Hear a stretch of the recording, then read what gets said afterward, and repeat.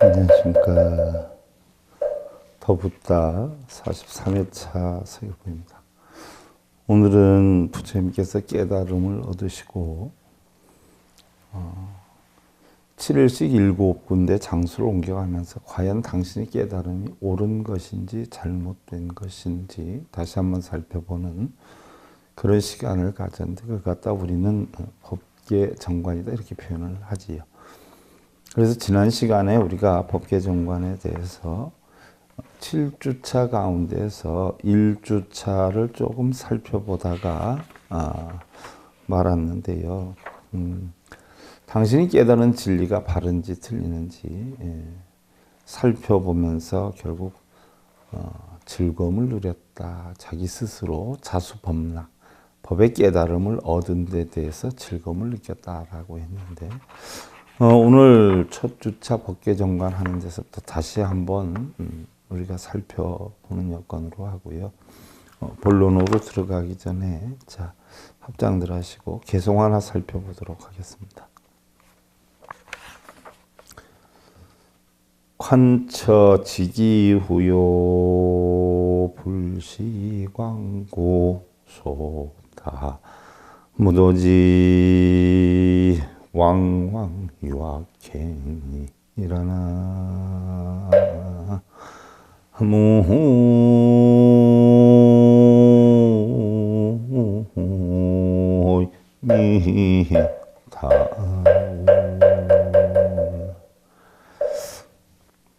처신만 보아도 그 어리석음을 알 수 있나니 보시는 하지 않고 보담만 널리 구하다가 도의 지혜가 없는 곳에 떨어져 항상 나쁜 행만 저지르니라 라고 했는데 부처님께서 하신 말씀입니다. 우리는 그 사람의 처신만 봐도 알 수 있는데 대부분의 사람들이 어리석다는 이야기죠. 자신은 베풀거나 남에게 배려해 주는 마음은 없고 오히려 남들에게 바라는 마음만 잔뜩 있고 보담만 널리 구하다가 결국은 도의 지혜가 없는 것에 떨어져 항상 나쁜 행만 저지르고 있다라고 하죠. 특히 우리 절에 가는 사람들도 보면은 청정함을 배워서 자신이 남들에게 뭔가 나누어주고 베풀어주고 자신의 마음을 탐욕하는 마음을 없애야 되는데 절에 가는 그 자체가 뭘 구하러 가고 뭘 얻으려 가고 있는 그 자체에 대해서 똑같은 사람들이다 하는 걸 느껴보는데요. 얻으려 하지 말고요. 빼앗으려 하지 말고 구하려 하지 말고 뭔가 여유가 있다면 남한테 베풀어주는 뭔가 남한테 나누어주는 이런 마음을 지녀야 불자의 자세인데 원인은 만들지 않고 그나마도 어떻게 돼요? 자신이 구하고자 하는 것만 차지하기 위해서 절에 가는 경우가 많고요.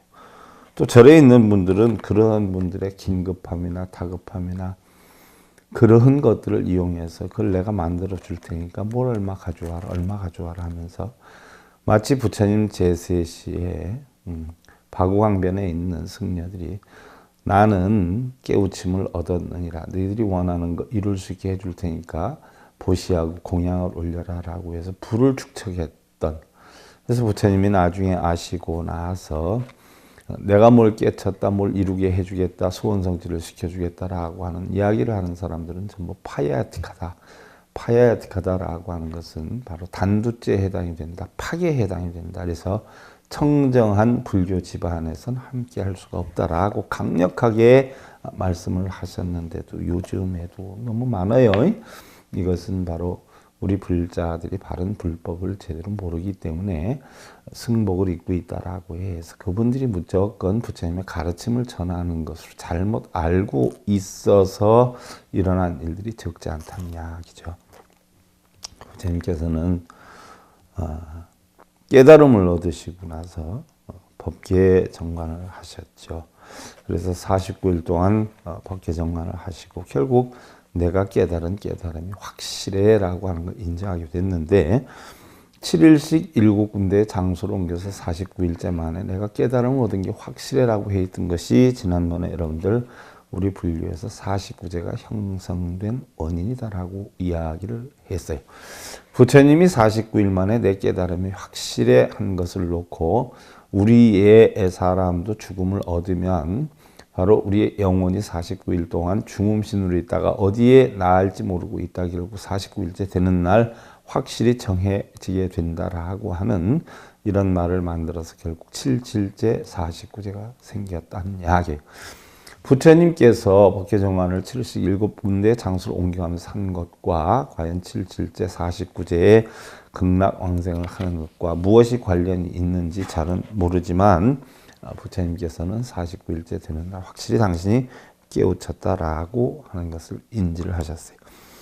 화엄경에 의하면은요, 이때에 부처님께서 7일씩 7군데 장소를 옮겨가면서 결국 당신이 깨달음에 대해 다시 살펴보는 그 기간 동안의 첫 주일에는 부처님께서 깨달음을 얻으신 그 자리로 돌아가서 결국 자수법락을 누렸다라고 하고요. 7일째 되는 날 모든 만물을 실존적인 상황에서 관찰해서 12인연법의 순관과 역관에 대해 살펴봤다라고 해요.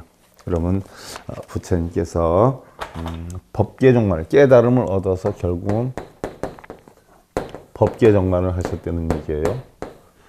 내 깨달음이 과연 올바르냐 올바르지 않냐에 대해서 살펴봤는데 첫 일주일 동안에 바로 당신이 깨우침을 얻은 것 가운데에 결국 12연기법에 대해서 다시 한번 되살펴봤다라고 했어요.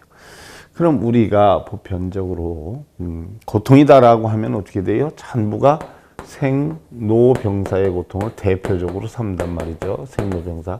그럼 생로병사의 고통을 대표적으로 삼는 것은 뭐냐? 우리가 고통을 겪는 원인은 전부 뭐예요?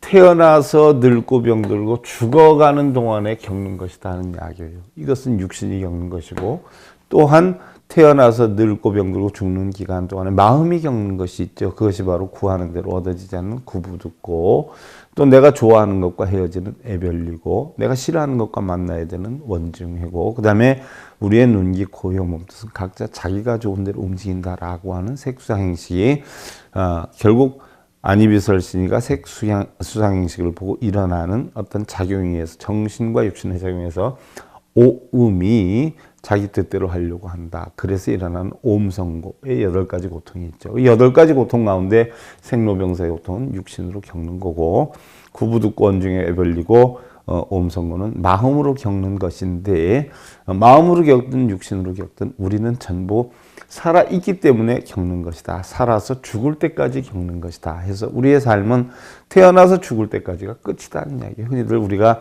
윤회를 한다라고 하는 것, 지수화풍이 윤회를 하는 것이지 우리의 생명체 자체, 덩어리 자체가 윤회를 하는 것은 아니다. 그러면 생로병사의 고통이 가장 큰 문제가 되는데 그럼 이런 노병사의 고통은 어디에서 오느냐? 노병사의 고통은 어디에서 오느냐?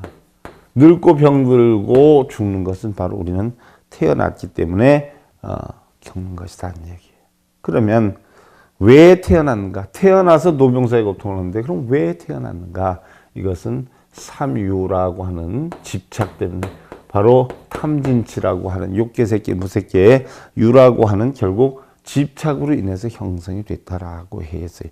그러면 유는 왜 생겼느냐? 왜 생겼느냐? 그러면 취하는 게 있어서 생겼다. 취했기 때문에 그렇다. 취해왔기 때문에 그렇다. 그럼 취해온 것은 왜 생겼는가? 이건 바로 사랑이라고 하는 걸 내가 좋아한다 하는 역량 때문에 생겼다라는 이야기. 그러면 어떻게 해서 좋아하고 사랑하는 마음이 생겼냐? 내가 느꼈기 때문에 그런 거예요. 느꼈기 때문에. 감수작용으로 느꼈기 때문에.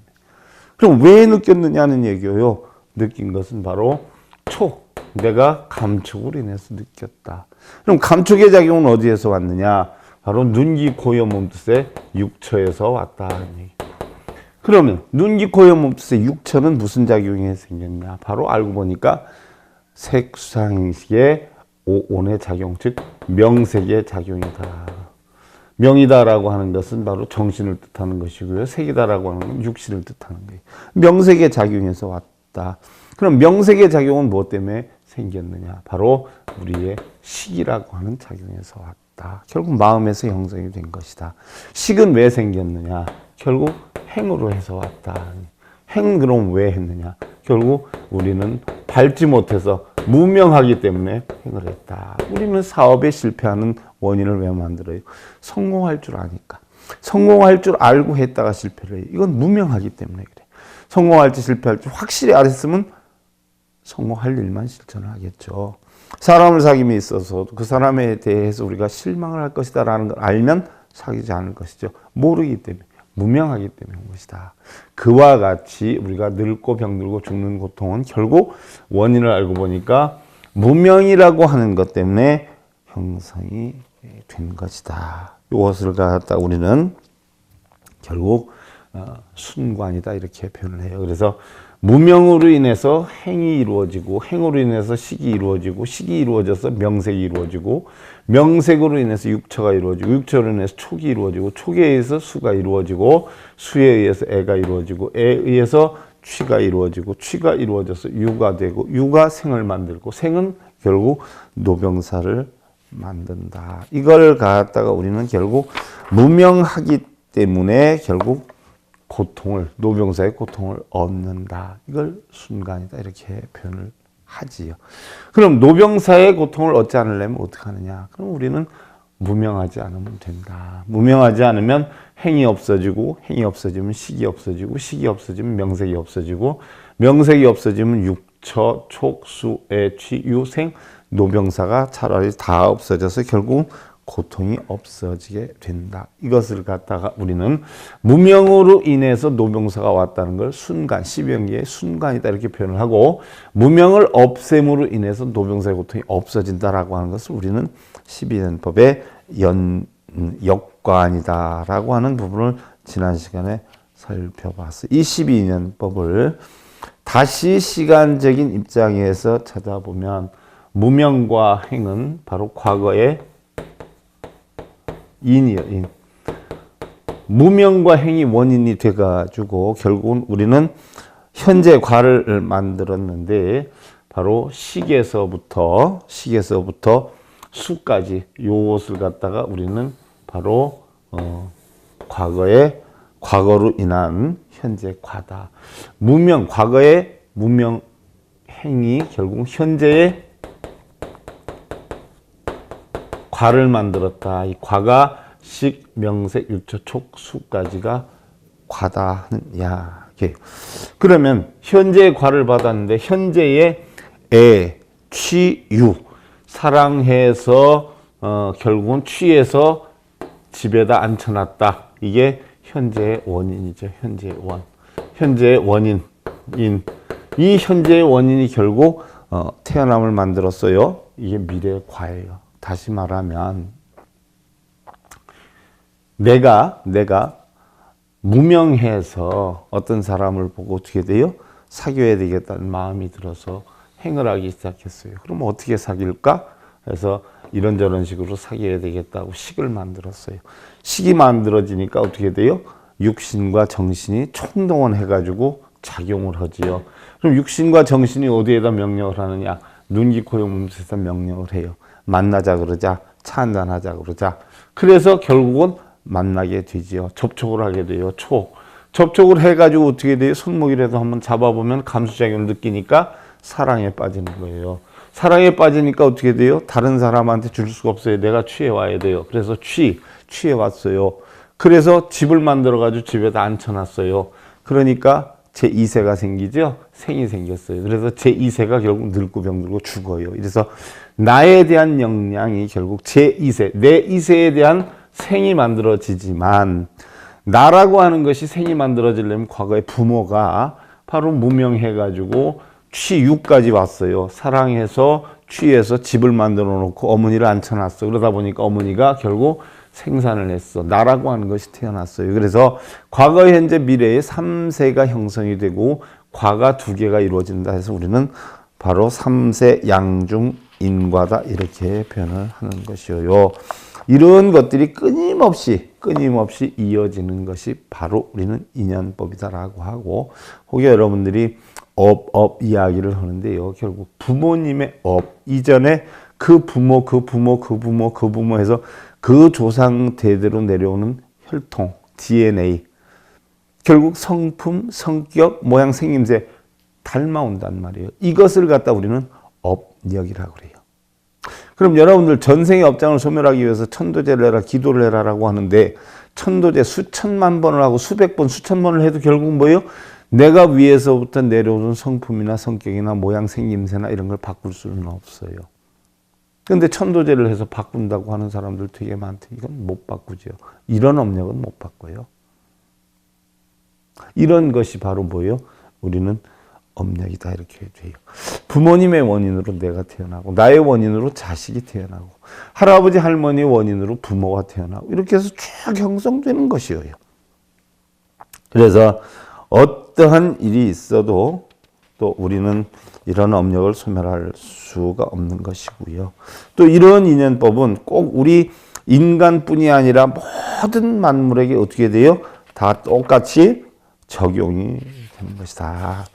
이것을 갖다가 우리는 바로 12연기법이다. 연기법도 여러 가지가 있어요. 여러 가지가 있는데 지금 여러분들 성철 스님 100일 법문 시간에도 연기에 대해서, 중도실상에 대해서 공부를 하게 되는데, 자, 그러면 우리가 무명을 없애면 노병사의 고통이 없어진다라고 하는 건 일종의 중도를 깨치는 거예요. 우리는 깨달은 자는 이미 무명이 명으로 바뀌죠. 또 인과에 어둡지 않아요.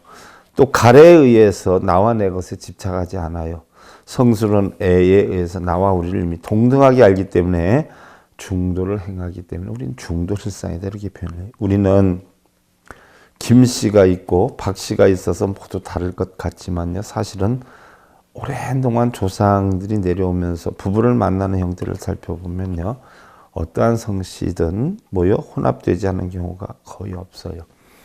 우리 불자님들 제가 1년에 한 번씩 천도제를 하는데, 저는 천도제를 안 했었죠. 안 했었는데 천도제를 원하는 불자님들 때문에 그런 걸 안 하면 이미 마음이 불안하고 어수선하고 견디지를 못하겠다는 분들이 있어요.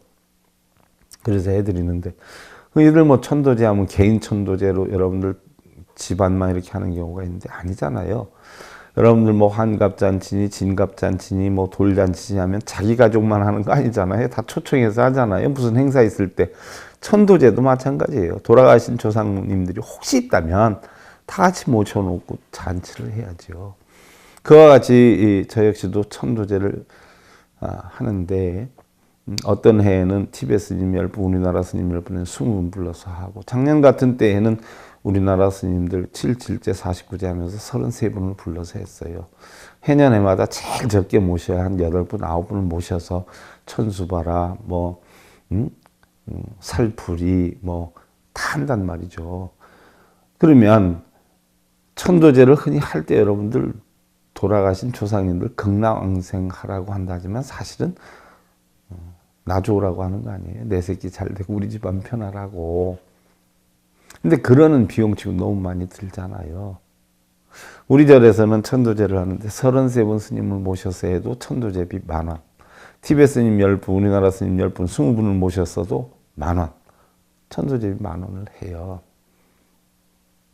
사실은 영가님 초빙해서 음식 대접하고서는요, 부처님법 깨달아서 결국은 마음의 탐진치를 없애라는 거예요. 여러분들 천도제 할 때 반야심경도 들어가요. 결국 오니 공안 이치 알아서 아제아제 바라아제 바라승아제 모지사바 깨달음의 언덕으로 가자 하는 이야기고 무상기를 해요. 무상계는 뭐예요? 12년법 깨달아서 무명이 결국 노병사의 고통을 맞는데 영가님이 돌아가셔서 혹시 마음이 있다라고 하면 무명을 깨달아서 노병사의 고통을 없애라라고 하지요. 또 여러분들 대부분 법성계를 한단 말이죠. 법성계는 뭐예요? 고통받는 마음이나 지옥의 마음이나 극락의 마음이나 둘이 아니다. 한 마음의 작용이다. 법성원유 무이상이다. 그 이치를 알면 뭐예요? 후래부동명이부리라. 한 발짝도 안 움직이고 바로 공안을 통하게 되리라. 그러한 것들을 해주는 이유는 뭐예요? 영가님이 혹시 탐진치가 있다라고 하면 그 탐진치로 인해서 해탈을 하지 못하니까 탐진치를 없애서 부처님 가르침 깨달아서 탐진치를 없애고 극락왕생하라는 게 주된 목적이에요. 우리가 흔히들 뭐 극락 깨뜨리는 진원에서 파지욕전원 하는데 파지욕전원 가라지아사바 가라지아사바 하지 않아요? 파지욕 진원이 뭐예요? 지옥을 깨뜨리는 진원인데 그거 하다 보면 지옥이 깨지는 줄 알고 그거 하는 분들이 있는데 번뇌망상을 없애고 깨달음에 이르겠나이다. 공안 청정한 이치를 터득하겠나이다. 이 얘기예요. 까라지아사바, 엄가라지아사바. 번뇌망상 없애겠다는 이야기예요. 그러니까 영가님들 번뇌망상 없애십시오. 이 얘기예요. 그러니까 천도제는 뭐예요? 음식 대접하고 불러가지고 부처님 가르치면 공안 이치를 이야기해 주는 거예요. 혹시 마음에 탐진치가 있다면 그거 벗어버리고 그거 벗으면 해탈 극락왕생 하니까 벗어버리고 아미타 챙겨내라 이 얘기예요. 하든 안 하든 또 영가님 당신의 마음이고 오는지 안 오는지도 모르고 근데 그걸 위해서 몇백만 원, 몇천만 원씩 들여서 해요.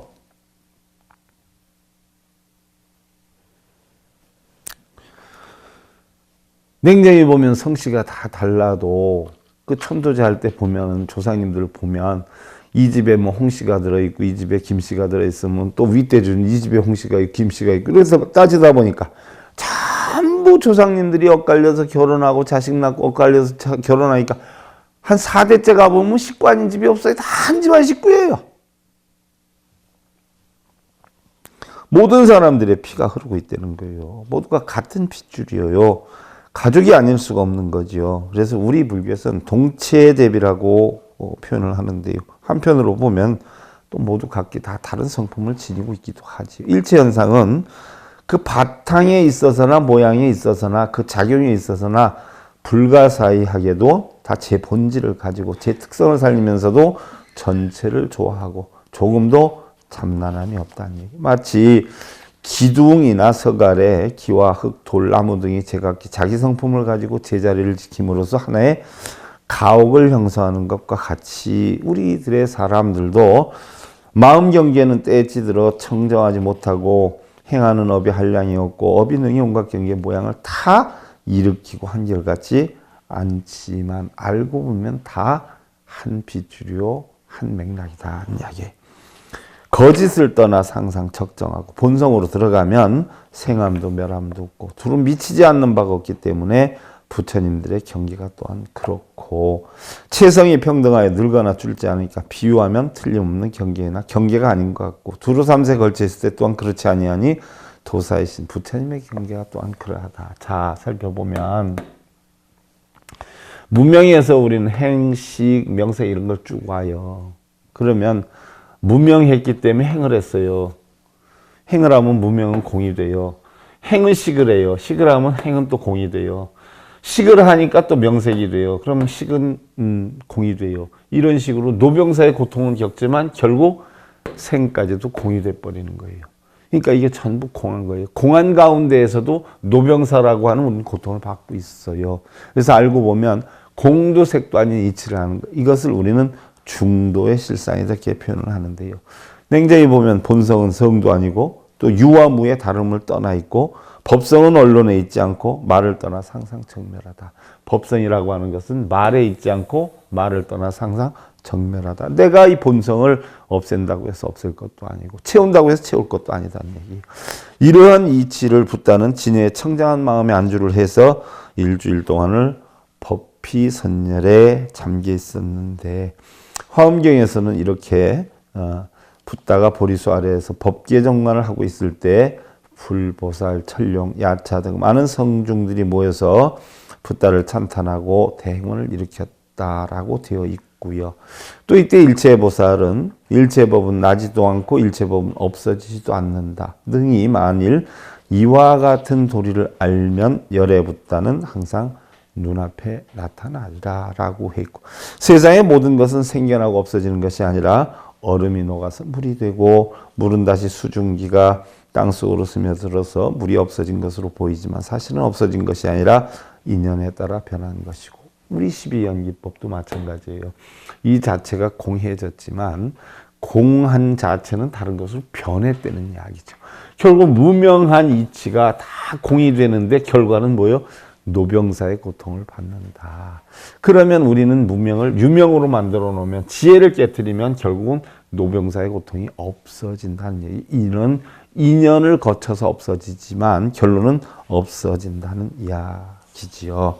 그래서 또한 다른 모양 우리가 변하기는 하지만 물의 본성은 그대로이니 난 것도 없어진 것도 아니다. 일례를 하나 들어보면 두 부부가 굉장히 활악했어요. 그랬다가 오해로 인해서 싸우게 돼요. 그럼 활악했던 것은 싸움으로 인해서 없어져 버려요. 근데 활악했던 자체도 있었던 거예요, 사실은. 근데 싸움으로 인해서 없어졌어요. 이런 공해졌어요.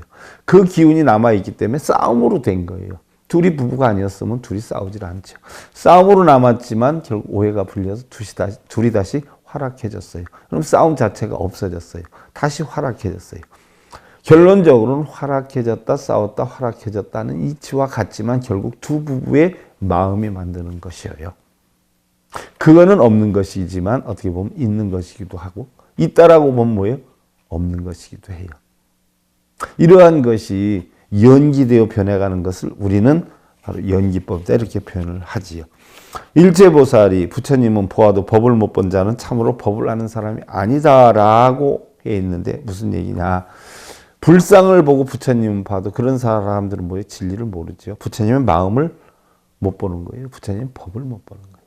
아무리 독경, 연불, 사경을 많이 한다 해도 글자는 보지만 부처님의 본성을 찾을 수는 없다는 얘기, 깨우침을 얻을 수는 없다는 이야기죠.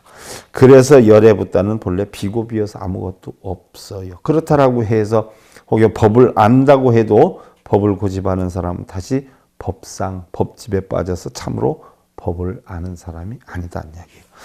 중생이라는 것은요, 법에 준해서 법을 펴는데 부처는 법에 준하지 않고 법을 편다라고 해요. 그래서 부처님 뭐예요?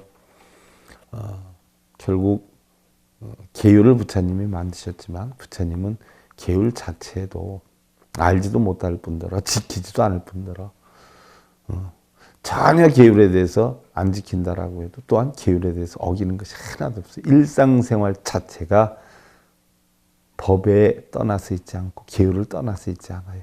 하지만 계율이나 법에 준해서 생활하지 않아요. 그냥 자유스럽게 생활하는 것이 계율이나 법에 다 어긋남이 없다는 이야기예요. 이것이 바로 중생은 법에 집착인 법집이나 또 법의 아상인 법상에 빠져서 법을 지키려 해도 지키기가 어렵지만 부처는 법에 상관하지 않고 법을 펴도 결국 행주자, 어묵동정, 처처마다 일체 법에 벗어남이 없다라고 하는 것이죠. 그래서 취착도 없고 악연도 없고 텅텅 비고 비었기 때문에 취해볼 만한 것은 아무것도 없다.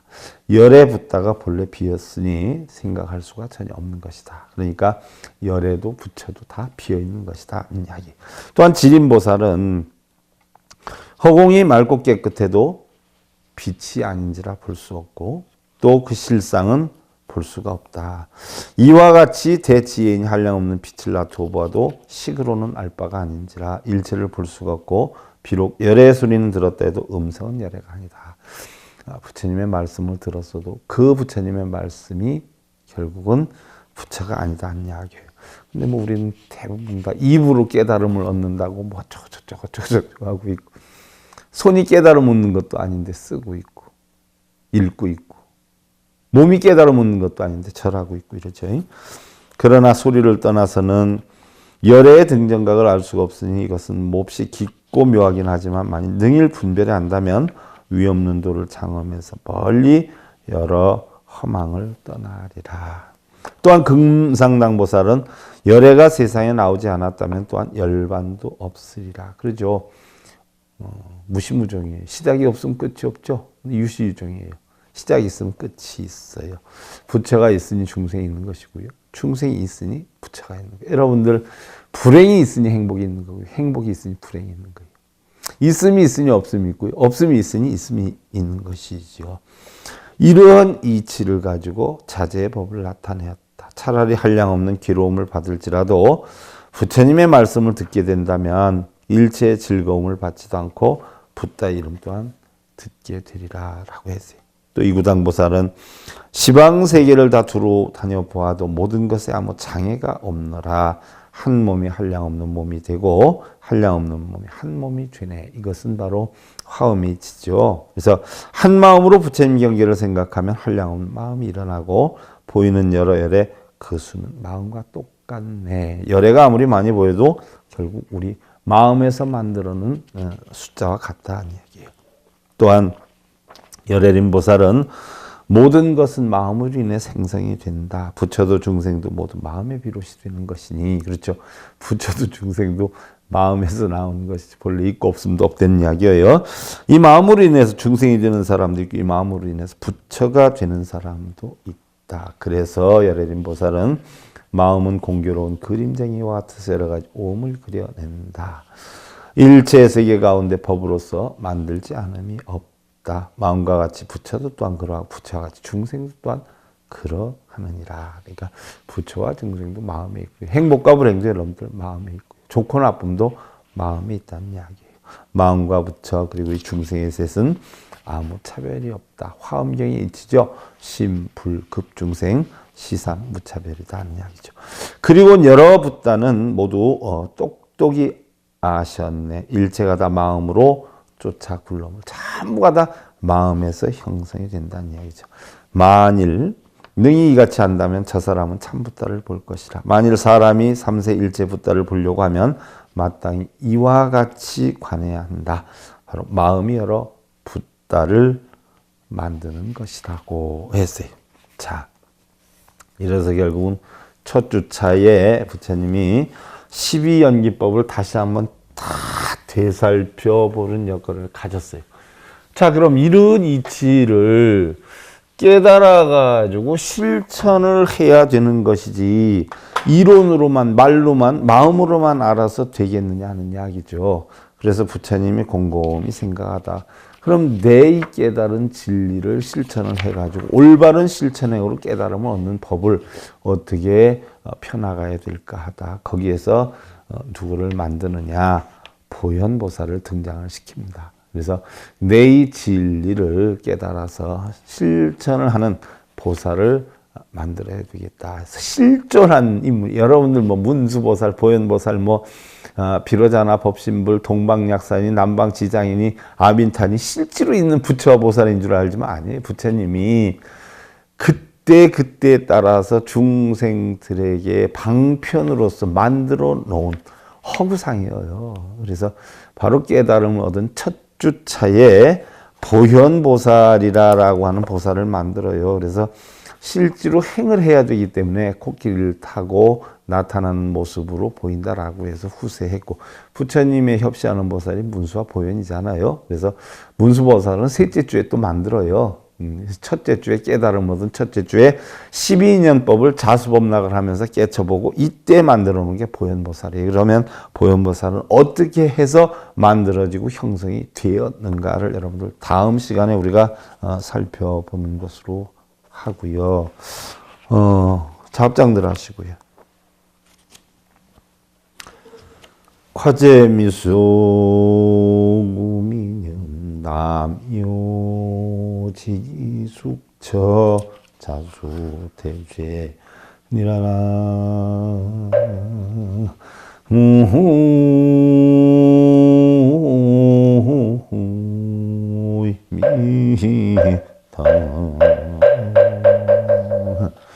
죄가 무르익기 전에는 어리석은 사람들은 아무 생각이 없다가 그 죄가 무르익게 되었어야 비로소 스스로 큰 재앙을 받느니라.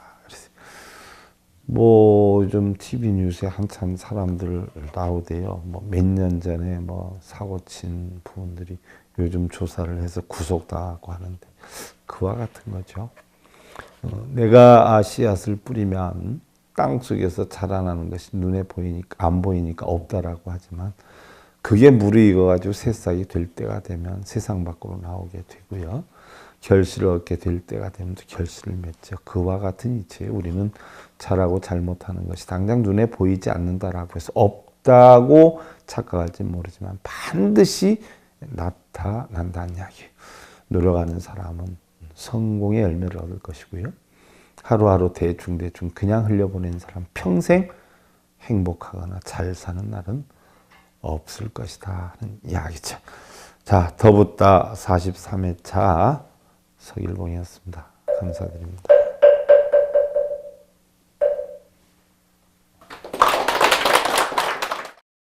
행복으로 가는 징검다리에 서길봉 스님이 여러분들을 초대합니다. SIB 불교교육대학에서는 더 듣다, 생활 속의 천수경, 달마대사 성관법, 현대생활 불교 법요지, 불교학 개론, 성철스님 백일 법문 등을 비롯한 다른 불법, 다른 진리, 서길봉 스님의 SIB 불교교육대학.